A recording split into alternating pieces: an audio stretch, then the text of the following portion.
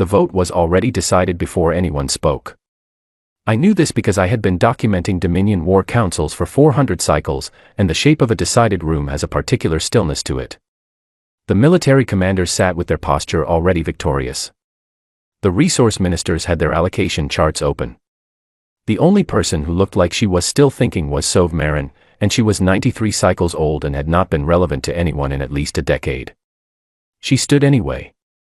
Nobody wanted her to stand. I could see it in the way the council chair's secondary eyelids twitched. But protocol required that a senior diplomat be heard, and Sov Marin had more seniority than anyone in the room including the chair, so there was nothing to do but let her speak and then file it correctly. She said, "I traded with the humans for 11 cycles. I know what they do when you take something from them." The council chair said, with practiced patience, "The military assessment has already accounted for human combat capability. Their fleet capacity is well within our projected parameters."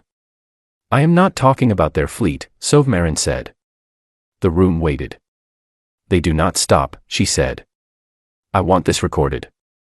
Not as a strategic concern. As a fact of their nature. They do not have a mechanism that allows them to stop. Even when stopping is rational. Even when stopping is the only choice remaining.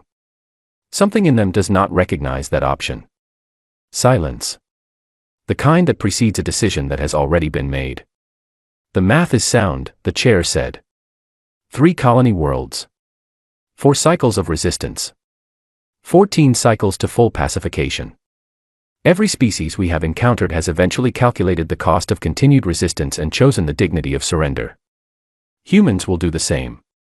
Sov Marin sat down. I logged her statement.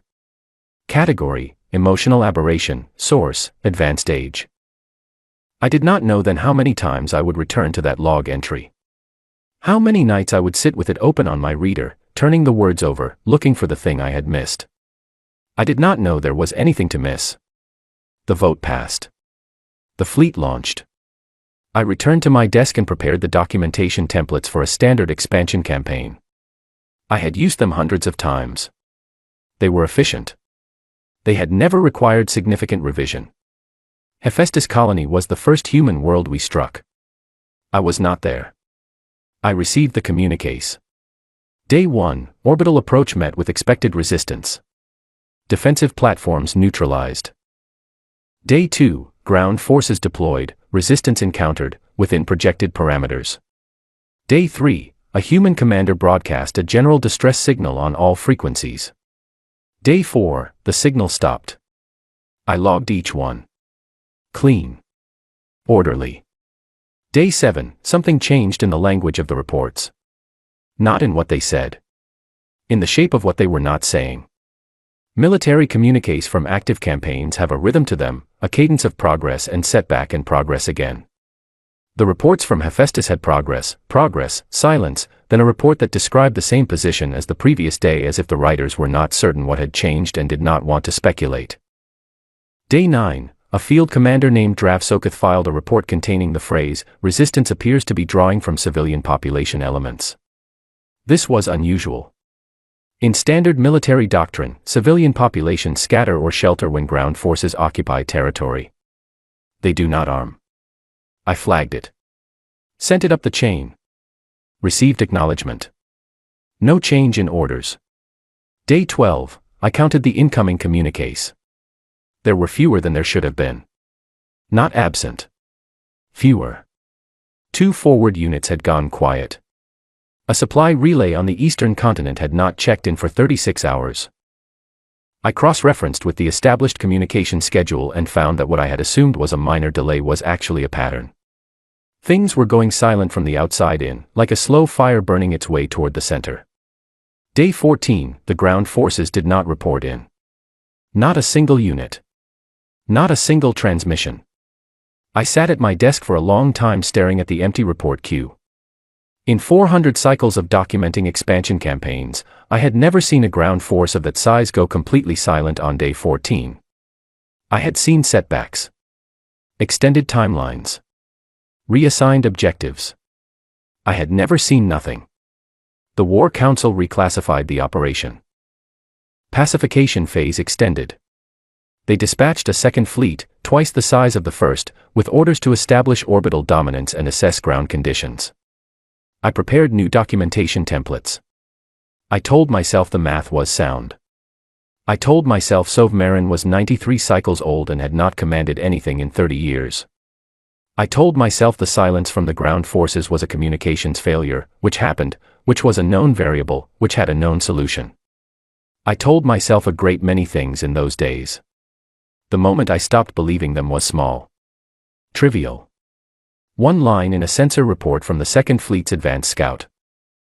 The scout had entered the upper atmosphere above Hephaestus colony's main continent and run a standard thermal scan to assess troop positions. The scan found human heat signatures moving through the burned sectors of the eastern city. Not sheltering. Moving. Organized. In patterns the scout's analysis software flagged as patrol routes. Civilian heat signatures. Moving in patrol routes. Through a city the First Fleet had occupied 14 days ago. I filed it under Other. I had created the Other category the day the report started thinning. I had told myself it was a temporary holding file, a place for data points that did not yet fit the established framework, pending classification. By the time the Second Fleet reached Hephaestus, the Other file was larger than the main campaign record. I pulled up Sovmarin's log entry. The one I had categorized as emotional aberration, source, advanced age. I opened a new communication form and typed her name into the recipient field. I stared at the blank message body. I did not know what to ask her yet. I did not have the words for what I was beginning to understand. The Second Fleet arrived at Hephaestus.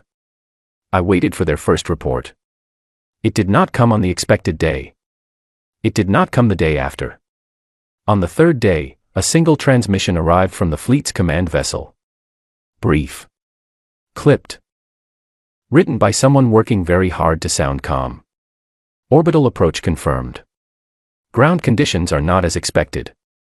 Requesting strategic review. Holding position pending orders. A fleet twice the size of the first. The most concentrated military force the Dominion had deployed in a generation. Holding position. Because of what was below them.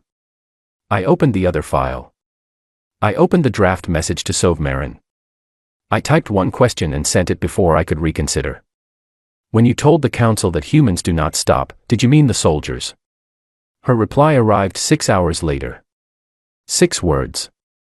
I meant all of them. I saved that reply in a new file. I did not name it Other. I named it, What is Coming.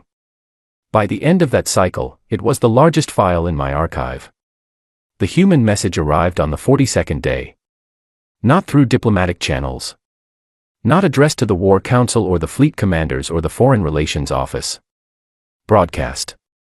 Open signal. Every frequency we used and several we did not know they knew about. In 43 languages, including 3 Cathari dialects that I had believed were classified, known only to our own diplomatic corps. Someone had done their research. The message was 11 words. You have 30 cycles to return what you took. After that, we stopped counting. That was all. No coordinates. No description of consequences.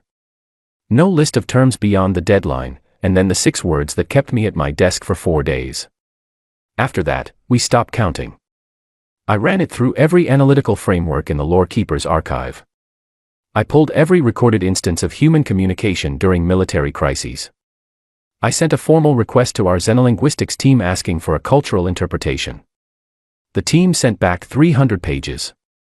None of it helped.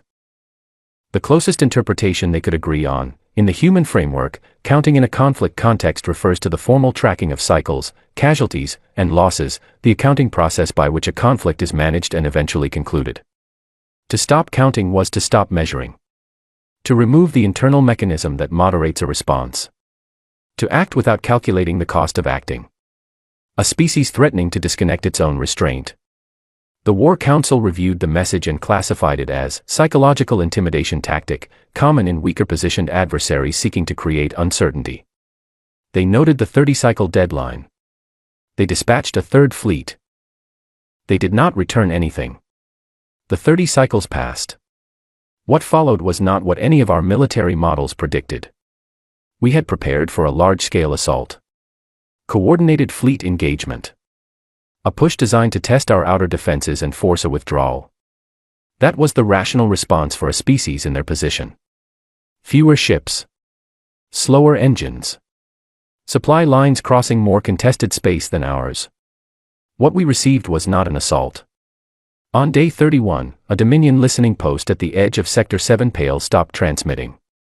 Not destroyed. Stopped. When a relief vessel reached it 6 days later, the post was intact.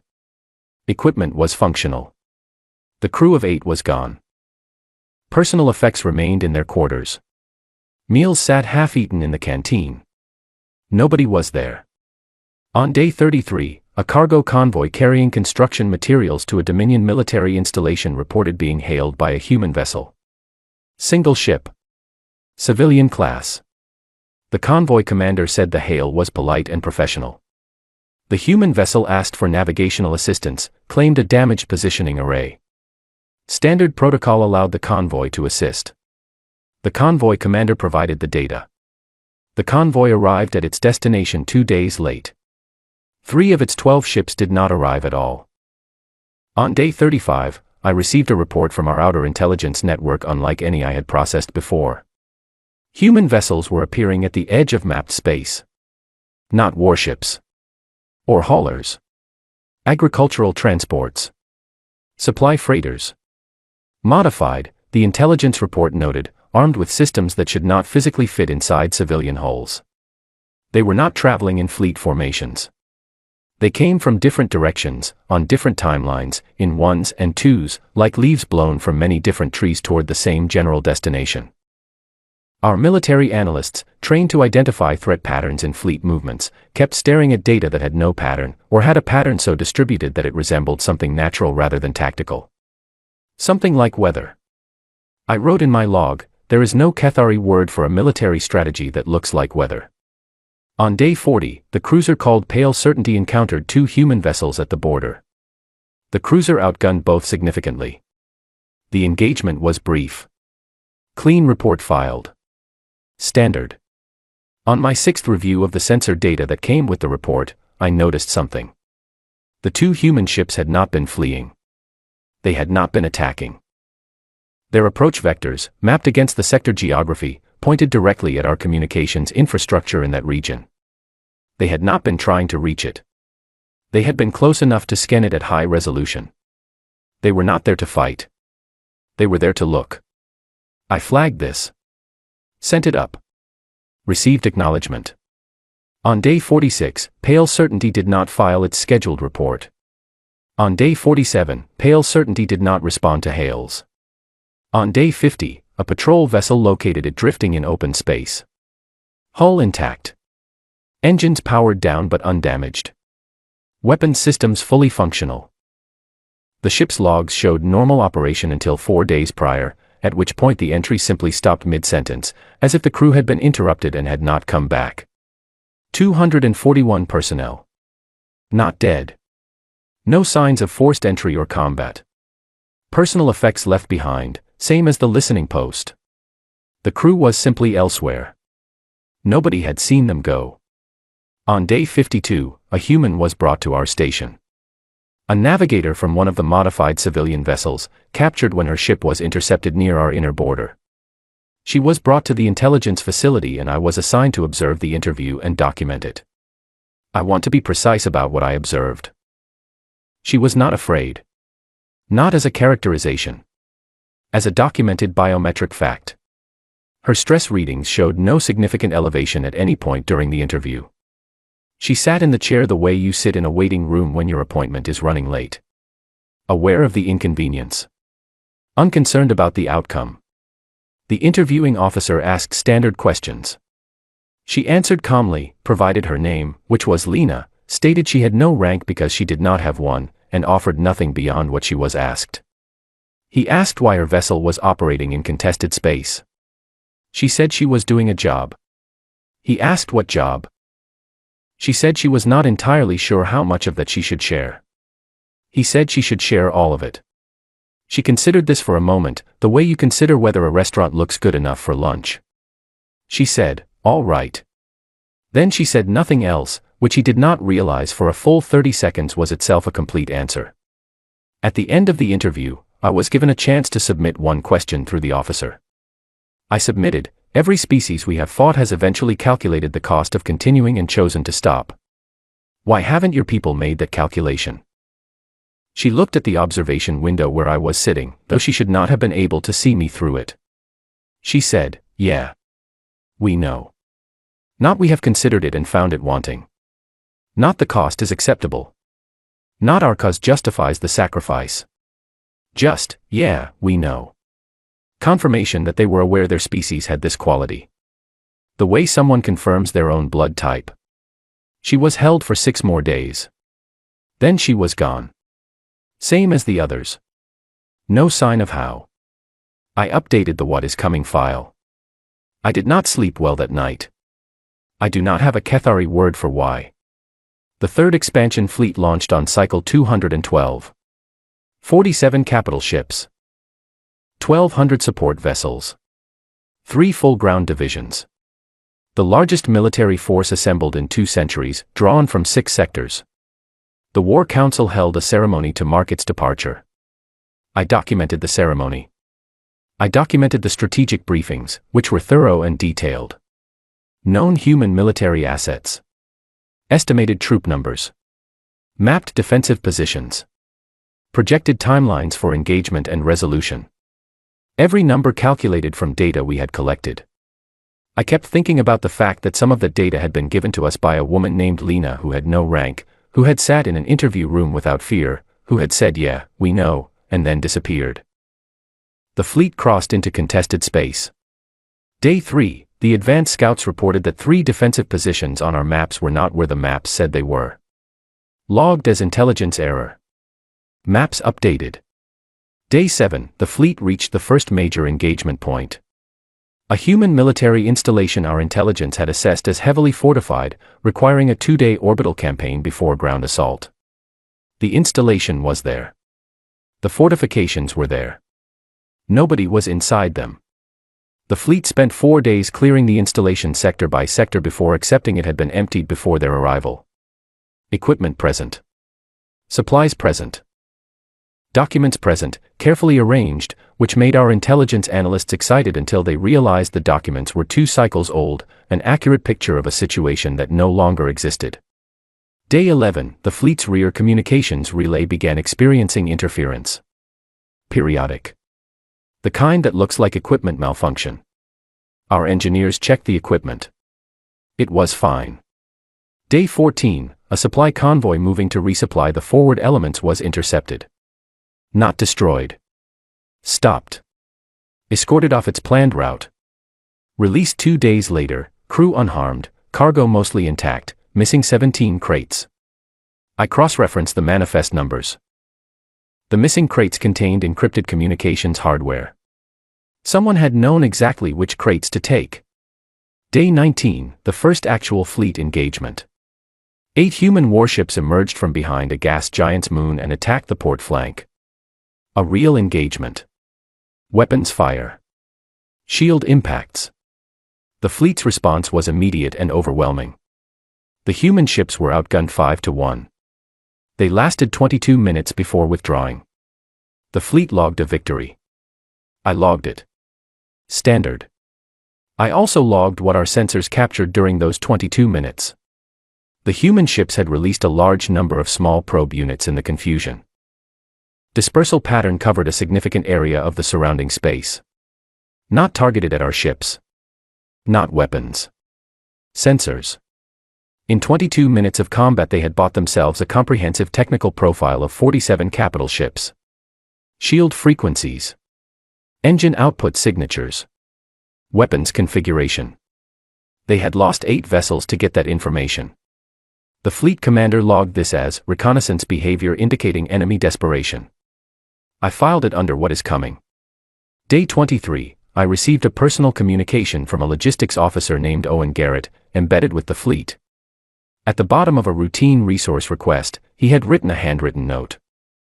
It said, I do not know who reads these. Someone should know that the humans we are not seeing are not hiding. They are everywhere we are not looking. I have started looking in those places. I find them there. Every time. Please tell someone who will do something with this information. I forwarded the note up the chain. I received no acknowledgement. Day 31, Owen Garrett sent another message. No resource request this time.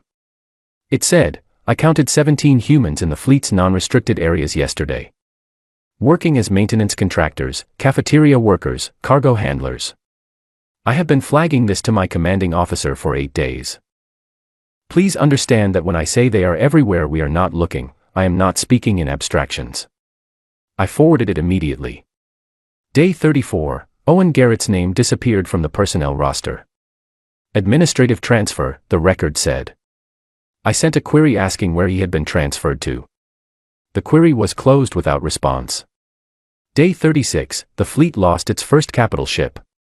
Not in an engagement. The cruiser called Kethvorel stopped responding while traveling through a sector our maps showed as empty. A rescue vessel reached it 11 hours later. The ship was drifting. Not destroyed. All systems functional. The crew of 430 was present, confined to their quarters. The ship's command systems had been locked from a terminal in the engine room that should not have had that level of access. When the rescue team restored access, the crew poured out. None of them were injured. They had been given water and rations during their confinement, left neatly outside their doors. The crew was confused. The rescue team was confused. My commanding officer was confused. I updated my file. I was past confusion. I was somewhere colder and more permanent. I sent a request to our xenobiology division for everything in our records about human psychology as it relates to conflict behavior. Every diplomatic interaction. Every historical record we had gathered. Every document from Sovmarin's trading cycles. They sent a very thick file. I read it over 3 days. One document stopped me. A human historian, writing approximately 200 years before our first contact with their species, analyzing the long history of human warfare against themselves. I want to be precise about what I noted. The historian wrote that humans had, over their complicated history of fighting each other, developed a relationship with conflict unlike any other known pattern. They did not fight until one side was destroyed or until one side surrendered. They fought until something internal was satisfied. And that something was not a military objective. It was not territorial or resource-driven. It was a matter of record. They fought until the story was complete. Until whatever had been done was acknowledged, addressed, and permanently entered into the account of what had happened. Until it was real in a way that could not be revised. They did not require the other side to be gone. They required the other side to be accountable. I sat with that word for a long time. Accountable. I searched our entire linguistic database. We have words for surrender. For defeat. For the formal acknowledgement of a superior force. We do not have a word for the specific act of standing before those you harmed and saying, "This is what I did, and it is true, and I did it." We had never needed one. On day 50, the fleet's strategic position had not advanced meaningfully from day 30. We held our positions. The humans were everywhere we were not looking, building a picture of us that we were not building of them. The fleet commander requested a strategic review. The War Council held an emergency session. I sat at my desk and looked at the What Is Coming file. I thought about Sovmarin on her contemplation moon, 30 years past any position of relevance, who had stood in a decided room and said the thing nobody wanted to log. I thought about Owen Garrett, who had counted humans in the cafeteria and written to me because there was nobody else writing it down. I thought about Lena, who had confirmed exactly what we did not understand about her people in 2 words and then gone home. The War Council voted to send a diplomatic inquiry. Not a peace offer. A diplomatic inquiry. Technically a different thing.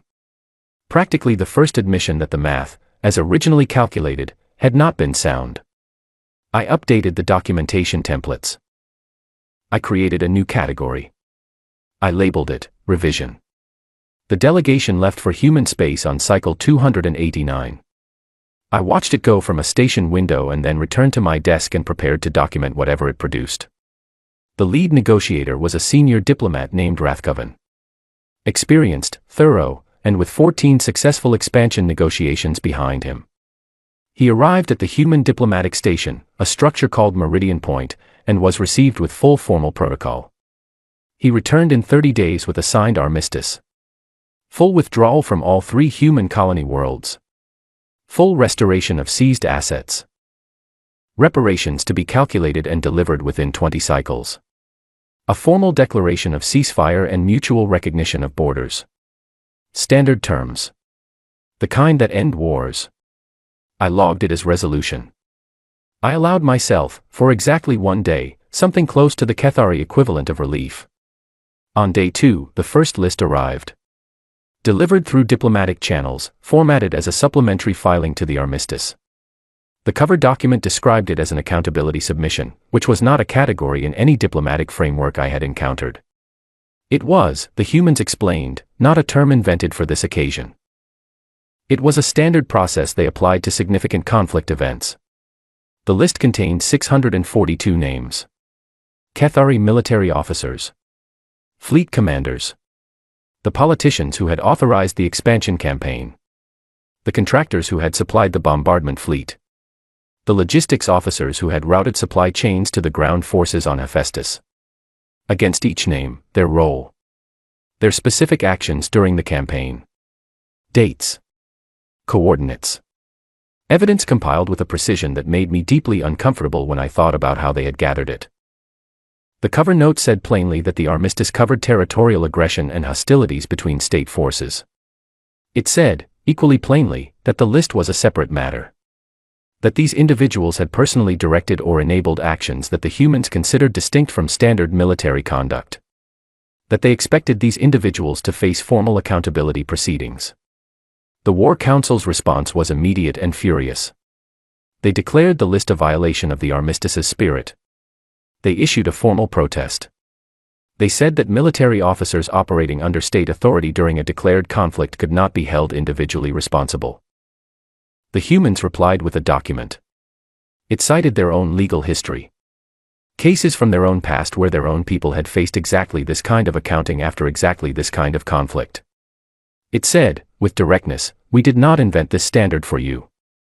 We applied it to ourselves first. We are applying it consistently. The War Council read this response and did something I had not seen in 400 cycles of documentation. They panicked. Not obviously. Not vocally. But the behavior patterns were unmistakable. Senior military figures began requesting extended leave to distant postings. Fleet commanders who had been on active duty for 30 years discovered administrative reasons to be stationed at the farthest outer facilities the Dominion's territory could offer. The politicians who had voted for the original campaign began issuing statements about having expressed reservations at the time. I documented all of it. On cycle 298, a retired general named Dovarkem disappeared from his residential station. He had been one of the primary architects of the Hephaestus operation. His security detail reported him present at dinner, absent by morning. No signs of any incident. No communications intercepted. Just gone. 3 weeks later, Dovarkem appeared at a human diplomatic facility. Voluntarily, the report said, though I was skeptical about the precise meaning of that word in this context.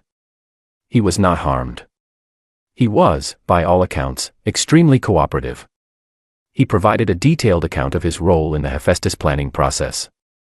He answered questions for 11 days.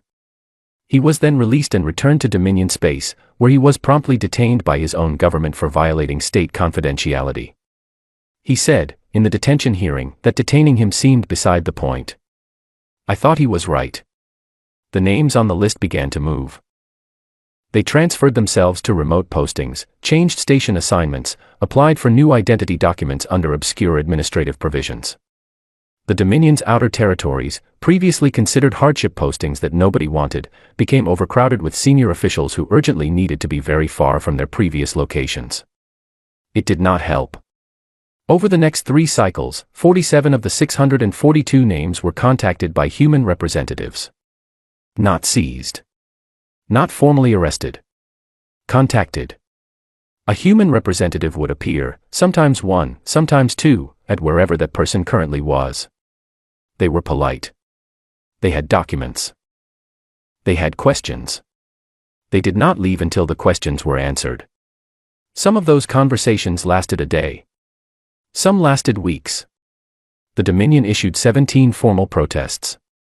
The humans acknowledged each one and continued. I watched all of this from my desk. I was not on the list. I had not commanded anything. I had not authorized anything. I had recorded what others did. Filed it. Made it orderly and retrievable and permanently part of the record. I was not on the list. One evening, I was sitting with the what is coming file and the revision file and the resolution file all open at the same time, and I understood something I had been approaching for a long time without quite reaching. The humans were not doing what they were doing because they wanted to cause pain in return. Revenge has a particular temperature, a heat. What they were doing had none of that. Their representatives who met with the names on the list were not angry. They were methodical. The same steadiness Lena had shown in the interview room. Aware of the inconvenience. Unconcerned about the outcome. They were building a record. That was what Sovmarin had meant. That was the thing I had not understood when she stood up in that decided room. They do not stop because stopping means the record is incomplete. Because something happened, and if it is not fully acknowledged and entered into the permanent account of what is true, it exists in a form that can be revised. Walked back. Made smaller. They were not willing to let it be made smaller. A human diplomat named Clara Ward, one of the representatives working through the list, came to the station where I was posted on cycle 312. She was there to meet with a resource minister whose name was on the list. I was assigned to observe and document. The meeting lasted 4 hours. Quiet. Professional. Clara Ward had a data reader and a thermos she refilled from a larger container in her bag. The minister answered every question. At the end, she thanked him for his cooperation. He said, with visible desperation, that he hoped this meant the matter was closed. She said she would note his full cooperation in the record. He asked if that meant it was closed. She said the record would reflect everything accurately. He sat with that for a moment. That is not the same as closed, he said. Clara Ward looked at him with an expression that was not unkind. No, she said. It isn't. After she left, I walked to the corridor and found her standing by the observation window, looking out at the space beyond the station. She had her thermos. She looked peaceful in the way of someone doing something they have done for a long time and expect to do for longer. I said, without planning to, "How long do you intend to continue?" She turned and looked at me. I had not introduced myself. She had not asked. She said, "Until it's done." I said, "What would done look like?" She thought about it for what felt like a genuine amount of time. The record being complete, she said. All of it written down. All of it acknowledged. Not forgiven, necessarily. Not forgotten. Accurate. So that in 100 years someone can read exactly what happened and it will not be a question. I said, "And then you will stop." She picked up her thermos. She smiled, not at me exactly, more at the general direction of the question. "Then we will stop," she said. She walked down the corridor. I stood at the window for a long time. Then I went back to my desk. I opened a new file. I did not name it what is coming or revision or resolution or other. I named it, the record. I began to write. 41 years have passed since the armistice. I live on a station called Copernicus Junction now, a neutral species transit hub technically belonging to no particular empire or alliance, populated primarily by traders, researchers, and the various categories of people who, for one reason or another, prefer not to belong specifically to anyone. I have been here for 30 years. I have a small office and a large archive. I have 3 long windows that look out at a particular cluster of stars that I find, for reasons I cannot entirely explain, very steadying to look at. I am writing the history. The complete history of what the Dominion did to Hephaestus colony and the 2 worlds that followed, and what followed from that. I have been writing it for 11 years. It is very long. I keep finding new things to include. The Dominion still exists. I want to be clear about this. The Dominion was not destroyed. There was no dramatic final battle, no moment of cinematic collapse. What happened was quieter and in many ways more significant. The War Council was dissolved, not by human military force, but by internal Cathari politics that had been building pressure for decades, accelerated considerably by the weight of Sector 7 Pale. A restructuring followed. New frameworks were built. Some borrowed from other species. One of them, the one governing how the Dominion accounts for its military actions, was borrowed from the humans. We use their word for it. Accountability. We still do not have our own. All 642 names on the original list have been addressed. The last one, a logistics officer named Pethkar who had lived under an assumed identity in the Outer Rings for 19 years, was found on cycle 411. I know this because the humans sent me a notification. I had been corresponding with their historical documentation office for 6 years by that point, and they had taken to informing me when significant entries were made to the record. I appreciated this more than I expected to. Sovmarin died on cycle 389. Peacefully, in her rooms on the Contemplation Moon, at the age of 134 cycles. She had spent the last 15 years of her life writing a memoir that her government spent those same 15 years trying to prevent her from publishing. After she died, her personal archivist sent copies to 43 separate locations simultaneously. I received one. She had titled it, "I Tried to Tell You." I have included substantial excerpts in the history. Her estate has permitted this. The current Dominion government has filed 4 official protests about the excerpts. I have acknowledged each protest and continued. The history I am writing is not a war record. Not a victory account or a defeat account. It is, after 11 years of working on it, an attempt to do exactly what Clara Ward described at the station window that day, to make it accurate. To put down what happened in a form that cannot be reframed or revised, that cannot be softened by the passage of time or the convenience of collective memory. Every species forgets things that are inconvenient. The Cathari are perhaps better at this than most. I was thinking about all of this on a morning 41 years after the armistice, sitting at my desk with the current chapter open, a chapter about Owen Garrett, whose subsequent history I had recently managed to trace and who was apparently living on a small agricultural station near the human outer colonies and had been very surprised to receive my letter, when someone knocked on my office door. People do not often knock on my office door. I am not someone that most residents of Copernicus Junction have reason to visit. I am old, and I keep irregular hours, and my door has an atmosphere of concentrated archival solitude that tends to discourage casual callers.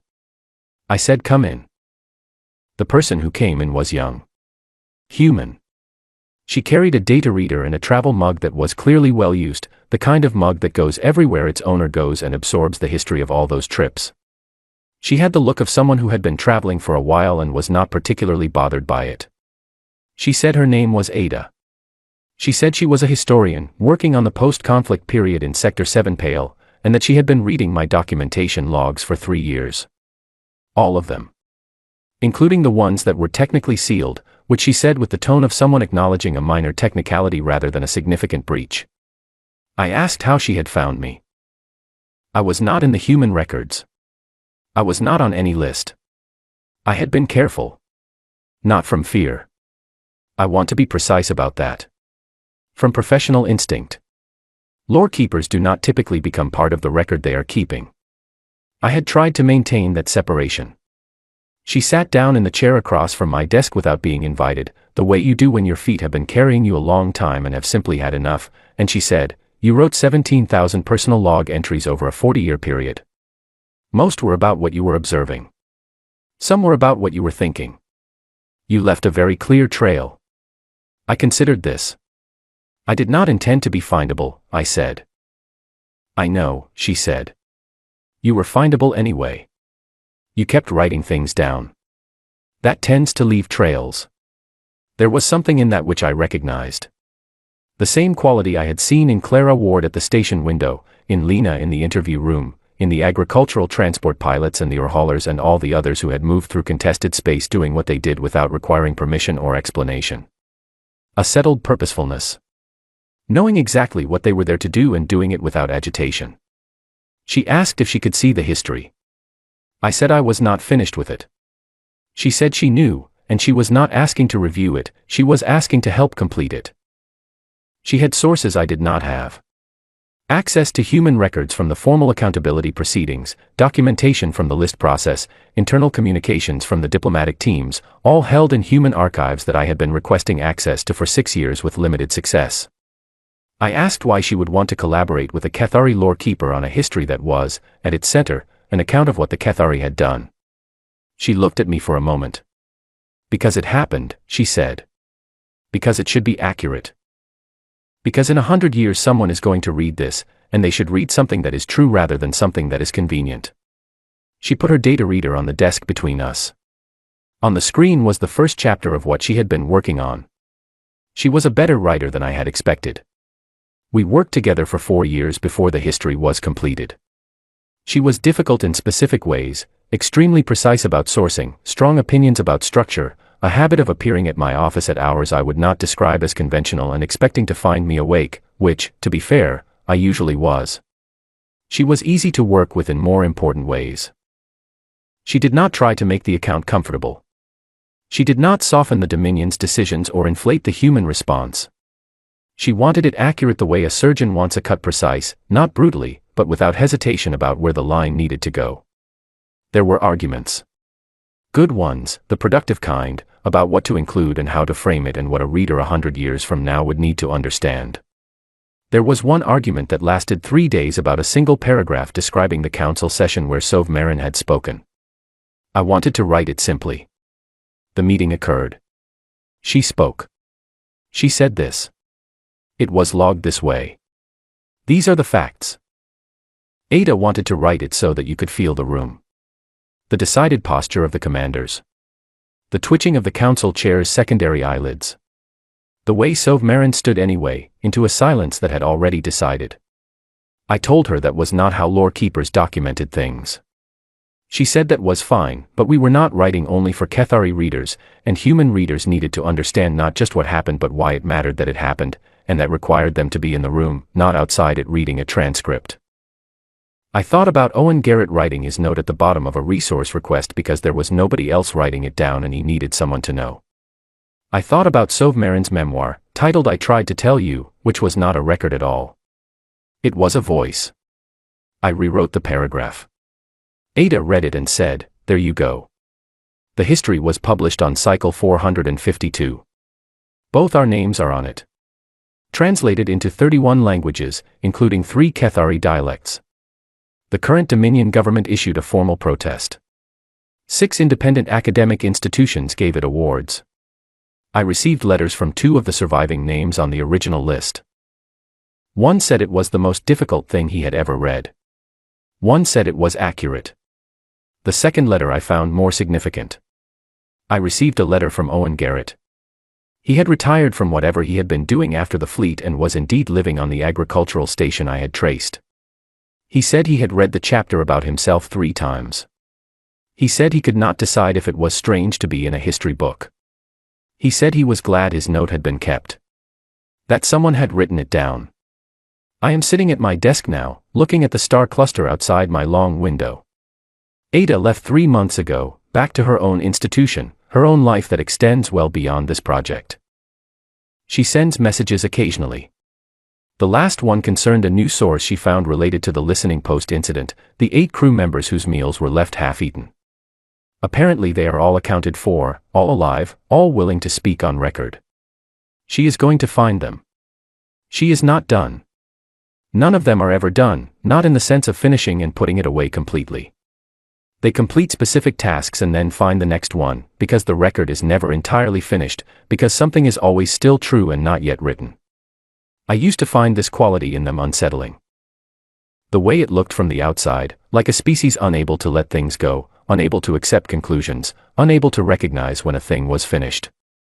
I understand it differently now. They are not unable to stop. They stop all the time. They stop when the record is accurate. When what happened is real in the way that means it cannot be unmade or revised into something more comfortable. And then they move to the next thing that is true and not yet written, with the same steady unhurried purposefulness with which they do everything else. This is not obsession. This is not stubbornness. This is not a failure to calculate the cost. It is a different relationship with time. With what endures. Kethari believe that what is over is over. That the past is a closed door. That a concluded conflict is concluded and can be set aside. This makes us efficient. It also, I have come to understand, makes us capable of doing things we should not do, because we are confident those things will eventually be over and therefore eventually gone. Nothing is ever gone for them. Every action they take becomes permanent in their accounting. Every choice is a thing that happened, and things that happened are entered into the record, and the record does not close. This is what Sauve Marin understood. This is what she tried to tell the council in that decided room, standing when no one wanted her to stand. They do not stop because the record is the thing that is real to them, and an incomplete record is a kind of untruth, and they are not willing to live inside an untruth. The Dominion attacked them. They held that fact in their hands and they did not put it down until every part of it was written. Every name. Every date. Every consequence placed where it belonged. And then they stopped. And then they helped me write it all down. I, Velkethera, Lore Keeper, document this not as a warning and not as a tribute. I document this because it happened. Because something happened should be enough. Humans taught me that. I have revised my understanding accordingly.